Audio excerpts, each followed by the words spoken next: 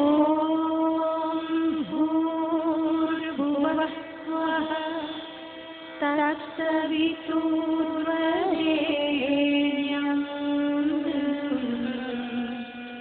भर्गो देवस्य धीमहि धियो यो नः प्रचोदयात्। बेटियों और आत्मीय प्रज्ञा प्रजनों,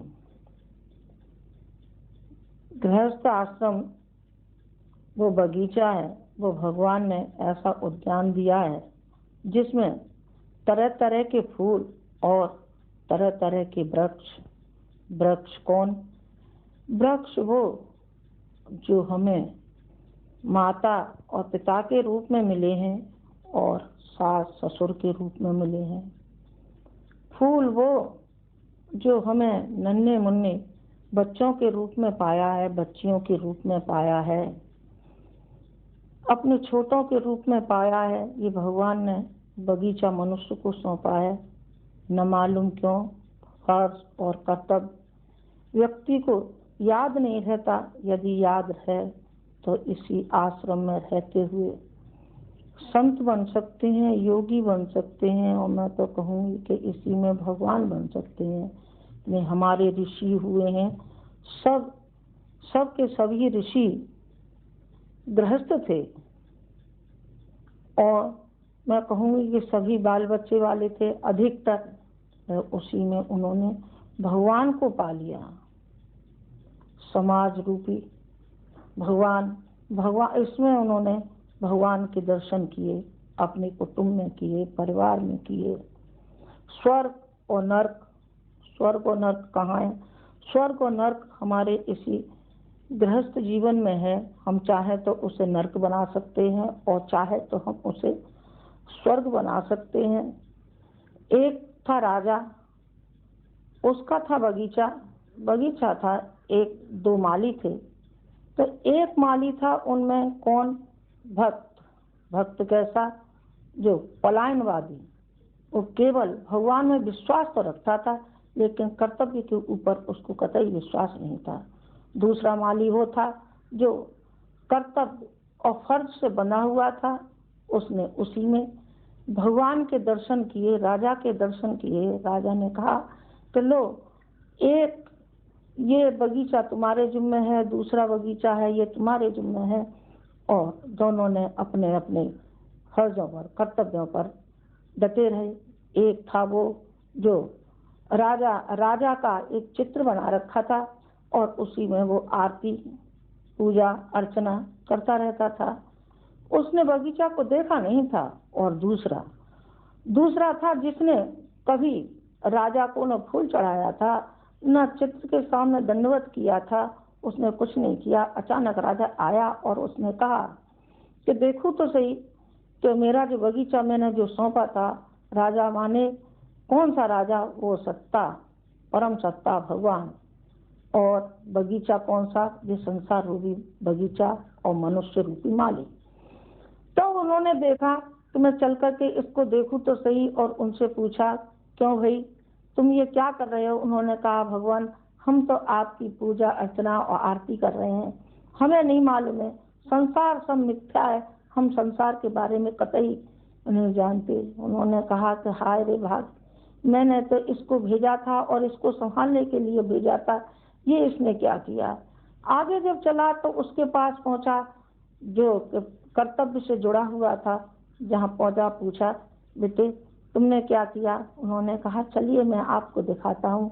और वहाँ लेकर के पहुंचा जहाँ के हरा भरा बगीचा था। उन्होंने कहा कि अच्छा, जो मैंने तुझे बगीचा दिया था, क्या इसमें तुझे कहीं कोई जो आम के पेड़ हैं, जो वृक्ष हैं, कहीं तुझे इसमें कोई बात है जो खट्टा कौन सा है, कौन सी किस्म का है? कि देखिए मुझे नहीं मालूम, आपने मुझे जो सौंपा था वही मुझे मालूम है। आप तो मुझे ये बताइए कहीं मेरी कमी तो नहीं रह गई?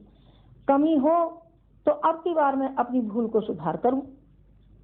तो राजा ने कहा कि बस असली जो भक्त है, वो भक्त की पहचान यही है कि इसमें फर्ज और कर्तव्य में सारे अपने को मिला लिया है और इसी में इसको संतोष है। ये बगीचा जो भगवान ने हमको सौंपा है, ये तो उदाहरण था। और दो मालियों का आचार्य महीधर व्रत थे, कहाँ चले गए? वो जंगल में तप करने के लिए चले गए और जितने दिन उन्होंने तप किया पर तप में उनका मन नहीं लगा। उनकी एक माँ थी, तो माँ बराबर बच्चे को याद करती रहती थी, कहाँ होगा, किन परिस्थितियों में होगा।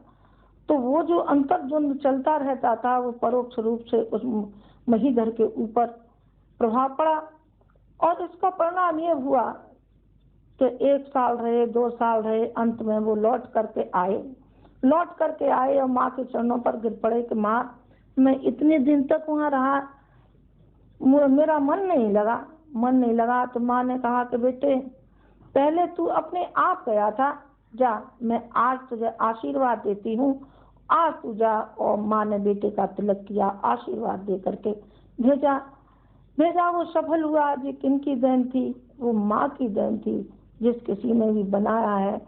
माँ का वो कर्तव्य होता है कि बच्चे को जैसा चाहे वैसा बना सकती है, संत भी बना सकती है, उसे खराब भी बना सकती है।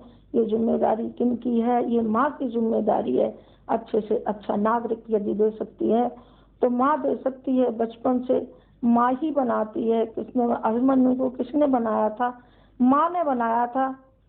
या अर्जुन कहीं बाहर गए हुए थे और चक्रव्यूह के लिए उसने कहा था, अभिमन्यु ने, अरे पिता नहीं है तो मैं जाऊंगा। उन्होंने कहा कि तू कैसे जाएगा, तुझे तो कुछ मालूम ही नहीं है। कि नहीं, मुझे मालूम है। एक बार जब मैं गर्भ में था तो मेरे पिता मेरी माँ को व्यूह वेधन के बारे में बता रहे थे और घुसने के बारे में तो मुझे मालूम है, लेकिन जब निकलने का बताने का मौका आया था तो मेरी माँ को नींद आ गई। वही मुझे मालूम नहीं है, लेकिन मैं जाऊंगा और जा करके उस सबको मालूम है कि समझ में जा करके अकेला बालक ने कहा कि मैं उस वीर की संतान हूँ और उस देवी माँ का पुत्र हूँ, मुझे जाना चाहिए। और वो चला गया और उसने दुश्मनों के सामने जो लोहा लिया वो सभी को मालूम है। ये किनकी देन थी?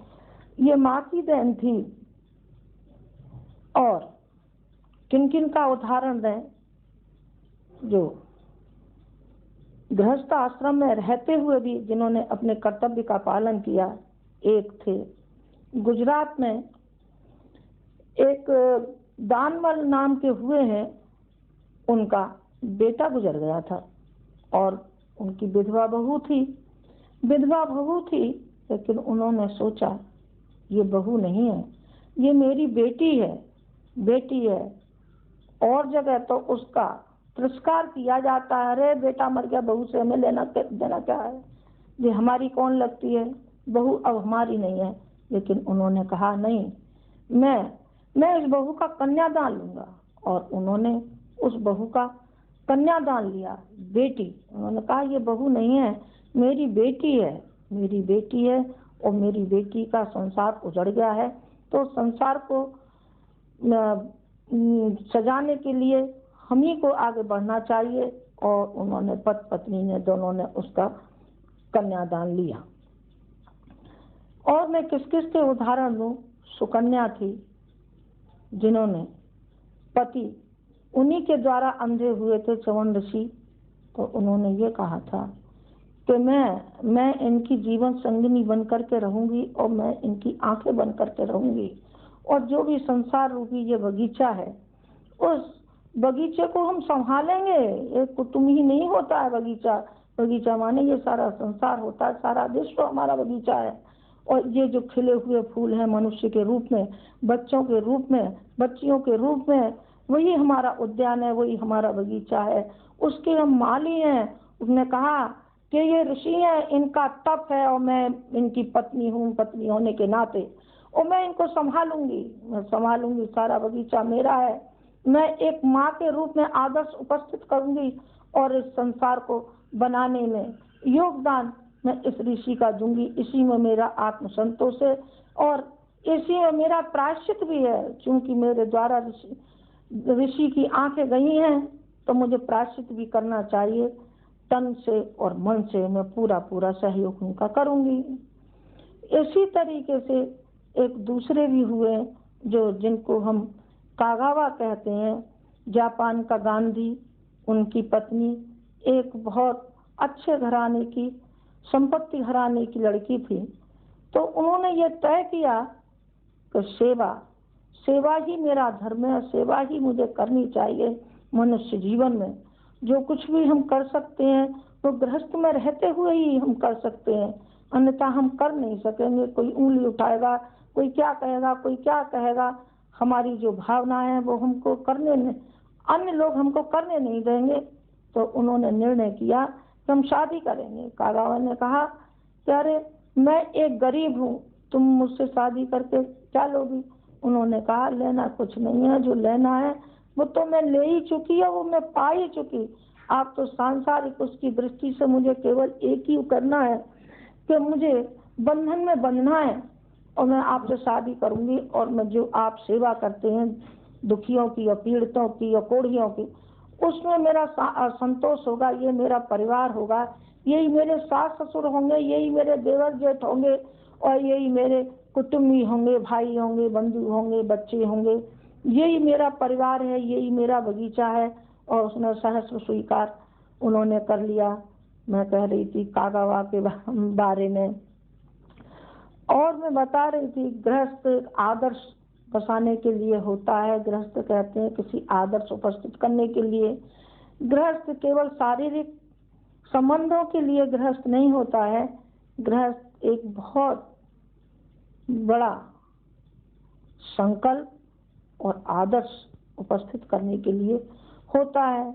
जैसा कि मनु भगवान ने किया था, उनके मन में आया कि ये संसार को रचना चाहिए, सृष्टि को बनाना चाहिए, तो अब क्या करना चाहिए? तो उन्होंने तप किया और तप के द्वारा अगले जन्म में वो बने दशरथ और शत्रुपा बनी कौशल्या और भगवान राम ने जन्म लिया, उनके पेट से जन्म लिया। तो इस तरीके से जो उदाहरण उपस्थित किए, लोग समझते हैं कि हमें संतान तो पैदा कर लेनी चाहिए, लेकिन जैसे पशु की संतान होती है इस ढंग से नहीं, उसके पीछे एक संकल्प होना चाहिए। संकल्प कैसा होना चाहिए? जैसा कि श्री कृष्ण का था, उनके मन में आया, उनकी पत्नी ने, रुक्मिणी ने कहा कि हमारे बच्चा नहीं है। तो उन्होंने कहा कि अच्छा बच्चा नहीं है तो हमको तप करना चाहिए, और तप के द्वारा जो हम संतान उत्पन्न करेंगे उसमें हमको सफलता मिलेगी। और उन्होंने तप किया, बद्रिका आश्रम में जाकर के, उससे उनको बच्चा उत्पन्न हुआ। तो बच्चा उत्पन्न करने का भी कोई लक्ष्य होता है, कोई उद्देश्य होता है, न कि भेड़ और बकरियों की तरह से और चूहे और बिल्लियों की तरीके से हम संतान को उत्पन्न करते चले और निरर्थक कोई लक्ष्य न कोई उद्देश्य है। तो गृहस्थ जीवन का जो मधुरता है, गृहस्थ जीवन का जो सार है, वो है विवेक में है। हम संस्कार दें उन बच्चों को, उस पीढ़ी को, जिससे आगे चल करके हमारे देश और समाज और राष्ट्र के काम आए। इस तरीके से आपको मैं चाहूंगी कि आप इस ओर ध्यान दें और आगे कदम बढ़ाएं। परिवार निर्माण पर ही हमारा राष्ट्र निर्माण संभव है। जब हम परिवार का निर्माण कर लेंगे तो समाज और राष्ट्र का भी निर्माण कर लेंगे। परिवार का निर्माण किस तरीके से किया जाता है, कौन करता है? माँ करती है। माँ कैसे करती है कि कुंती और 5 पांडव वनवास में थे तो वहाँ का एक प्रचलन था, एक राक्षस था जिसका कि ग्रास मनुष्य बनता था और एक रोज एक की बारी आया करती थी। और जिस जगह वो रह रहे थे कुंती और 5 पांडव, तो उस रोज एक ब्राह्मण का नंबर था और उस ब्राह्मणी के कोई एक ही बच्चा था, एक ही लड़का था, उसका उस रोज नंबर था। राक्षस खाने वाला था और राक्षस का भोजन बनने वाला था। तो भीम के मन में आया कि ये तो अपनी माँ के एक है, और हम तो अपनी माँ के 5 हैं, 5 भाई हैं और एक कम हो जाता है तो क्या हर्ज की बात है। हम समाज के काम आए ना, हम अपने राष्ट्र के काम आए ना। तो माँ के पास गए और माँ से आज्ञा मांगी, माँ मैं आज उस राक्षस का ग्रास बनने जा रहा हूँ, मुझे आशीर्वाद दीजिए। तो माँ ने कहा, बेटे आज मैं अपने को धन्य मान रही हूँ क्योंकि आज तू किसी के काम आ रहा है। मैं समझ लूंगी कि मेरे 4 ही थे, 5 थे ही नहीं, और है तो मेरा सूरवीर है, और वीरता में तू जाएगा तो शहीद हो जाएगा। बेटे मरेंगे तो सभी मरते हैं, आज नहीं तो कल समय आ जाता है तो जवान भी जाता है, बुढ़ा भी जाता है, जाते ही हैं, पर किसी के काम आ जाना वही जीवन सार्थक होता है। और माँ ने आशीर्वाद दिया और भीम उस राक्षस का मुकाबला करने में सफल हुआ। तो ये किसने बनाया था? ये कुंती ने बनाया था। किनको? 5 पांडवों को अपने तप से और अपने त्याग से, अपनी सेवा से, अपने मनोबल से, ये सारा का सारा जो कुछ उसमें था भीम में पराक्रम, वो सब माँ की देनी था। मैंने अभी आपको सुनाया भीम का, एक और मैं आपको सुनाना चाहूंगी। एक सदग्रस्त थे, एक सदग्रस्त ने यज्ञ किया था। उसके बाद किया था 5 पांडवों ने यज्ञ किया था। तो उसमें जहाँ पानी गिरा था तो एक न्योला आया और वो बहुत देर तक उसमें लेटता रहा उस पानी में, क्योंकि उसको पहले मालूम था कि पहले एक सदग्रस्त ने यज्ञ किया था और उसमें लेट करके उसका आधा शरीर सोने का हो गया था। उन्होंने कहा कि मेरा यहाँ हो जाएगा।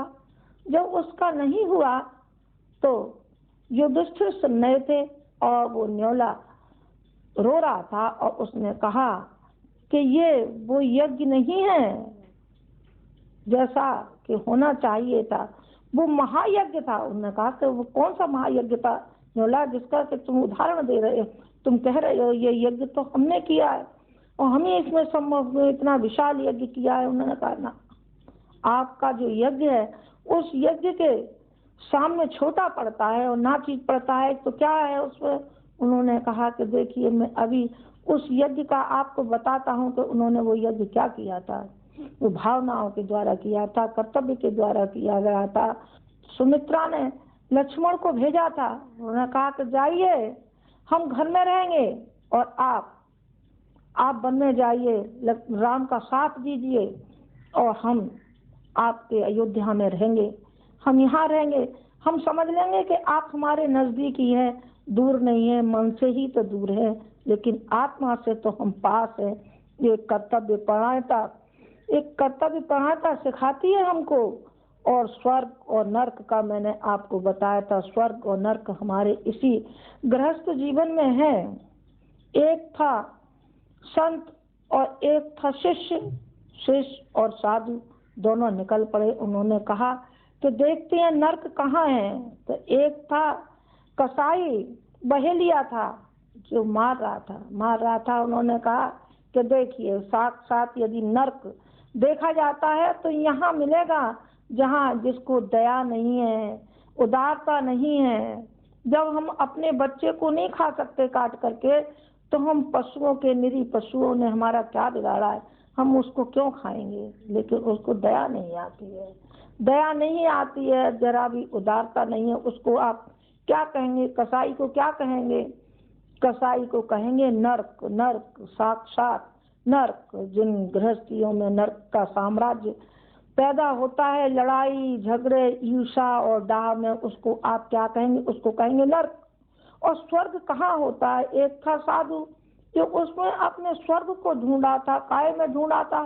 ठाट बाट अय्यासी में इसका सारा का सारा दिमाग उसमें जा रहा था। चमाक दमाक, कैसे पहनने में हम कैसे लगते हैं, कपड़े, हमारी पोशाक दूसरों पर छाप डालती है अथवा नहीं डालती। लेकिन वो ये भूल गया कि संत जीवन कैसा होता है। संत के वाही कलेवर से नहीं, आत्मिक कलेवर से प्रभावित होता है संसार। महात्मा गांधी से जो प्रभावित हुए, उन्होंने जो राष्ट्र को अनुदान दिया था और राष्ट्र को ऊंचा उठाया था, वो उनकी पोशाक से नहीं, उनके तप से, उनकी शक्ति से वो उठा, आगे चले वो दोनों के दोनों। और उन्होंने फिर देखा कि स्वर्ग कहाँ, एक वेश्या बैठी थी, वेश्या बैठी थी सजी धजी, और उसको अपनी चमक दमक पर इतना विश्वास था कि स्वर्ग यदि है तो मेरे इस पहनावे में है। तो उन्होंने, संत ने कहा, उसने कहा, शिष्य ने, उन्होंने कहा कि स्वर्ग तो यहाँ है। संत ने कहा कि बेटे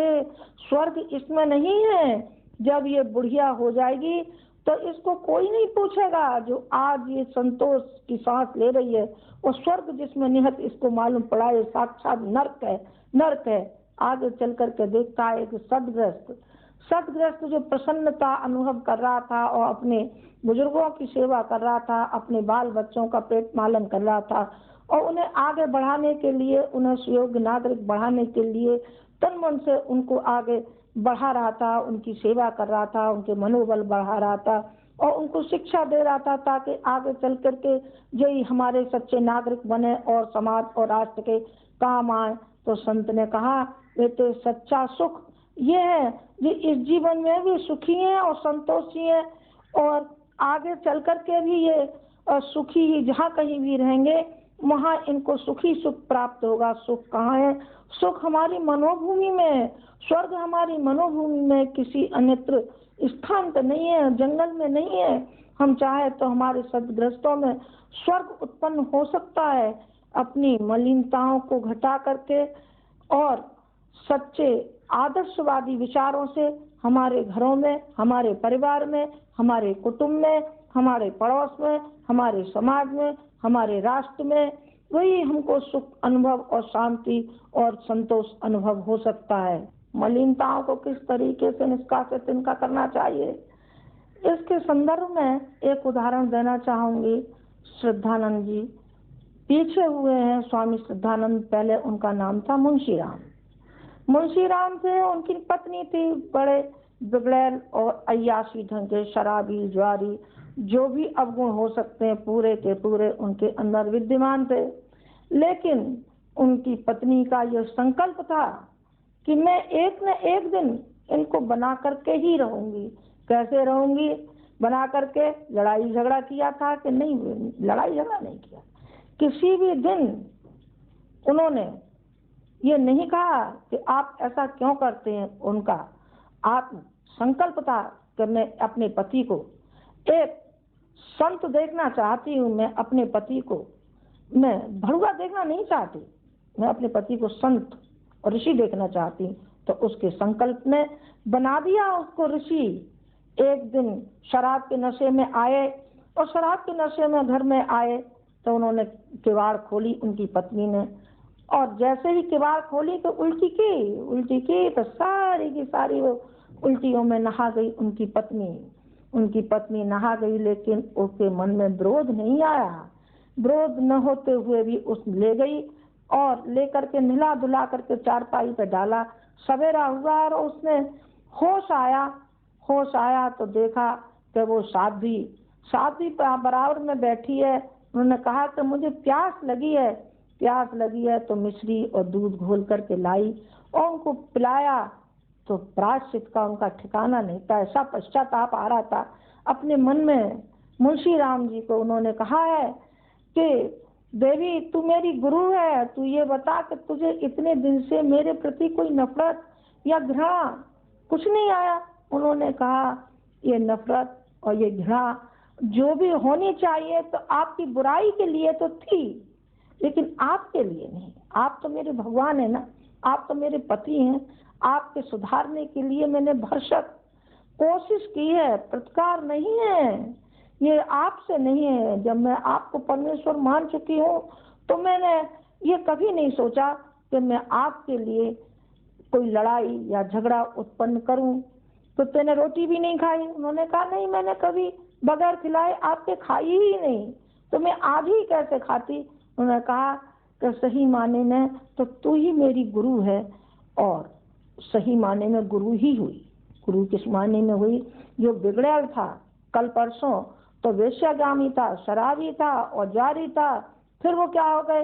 वो हो गए संत, स्वामी श्रद्धानंद जी हो गए, और कितने ही पत्रिकाओं के वो संपादक हुए। आर्य समाज का इतना काम किया, पंजाब उसमें काम किया उन्होंने, कांग्रेस आंदोलन में काम किया, इतना काम किया उन्होंने, ढेरों काम किया, और अंत में वो शहीद हो गए और किसी ने गोली मार दी उनको दिल्ली में, और वो मर गए। आप ये समझते मर गए? अरे मर नहीं गए, वो जिंदा हो गए। जो उनकी क्रियाकलाप से संभव है, मुंशी राम रहे होते तो मर गए होते, लेकिन स्वामी श्रद्धानंद थे तो वो अमर हो गए। और उनके था एक लड़का, उसका नाम था इंद्र विद्या वाचस्पति था, जिसने गुरुकुल का सारा काम संभाला।